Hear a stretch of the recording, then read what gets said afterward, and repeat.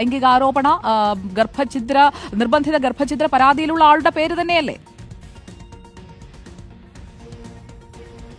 അല്ല, ഞാൻ അതിനെക്കുറിച്ച് പേര് പറഞ്ഞ് സംസാരിക്കാൻ ഞാൻ ആഗ്രഹിക്കുന്നില്ല. ഞാൻ ചെയ്തത് എന്ന് പറയുന്നത്, ഞാനൊരു ജേർണലിസ്റ്റ് ആയിരുന്നു. ഒരു ജേർണലിസ്റ്റ് എന്നുള്ള രീതിയിൽ എനിക്ക് അനുഭവിച്ച ഒരു കാര്യം ഞാനത് സമൂഹത്തിന് മുന്നിൽ വെച്ചിട്ടുണ്ട്. അത് സമൂഹം ഏറ്റെടുത്തിട്ടുണ്ട്.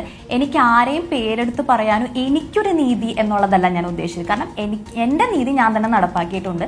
ഞാൻ ആ വ്യക്തിയോട് കൃത്യമായിട്ട് പറഞ്ഞു എൻ്റെ അടുത്ത് ഇത് നടക്കില്ല എന്നുള്ളത് കൃത്യമായി ഞാൻ ബോധിപ്പിക്കുകയും ചെയ്തു. എനിക്ക് ശാരീരികമായി യാതൊരു വിധത്തിലുള്ള പ്രശ്നങ്ങളും ഉണ്ടായിട്ടില്ല. കുറച്ച് മെസ്സേജുകൾ വന്നു എന്നുള്ളത് മാത്രമേ ഉള്ളൂ.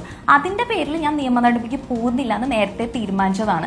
പിന്നെ ഞാനായിട്ട് ഒരു വ്യക്തിയും പേരെടുത്ത് പറഞ്ഞ് ഇൻസൾട്ട് ചെയ്യാൻ ഉദ്ദേശിക്കുന്നില്ല. അയാൾ തെറ്റ് തിരുത്തിയാൽ അയാൾക്ക് നല്ലത് എന്ന് മാത്രമേ പറയാനുള്ളൂ. തിരുത്താൻ പറ്റാത്ത അത്രയും തെറ്റുകളാണ് ചെയ്തിരിക്കുന്നത്. പക്ഷെ എന്നാൽ പോലും ഇനിയെങ്കിലും ആ തെറ്റുകൾ തിരുത്തണം എന്നുള്ളതാണ് എനിക്ക് പറയാനുള്ളത്.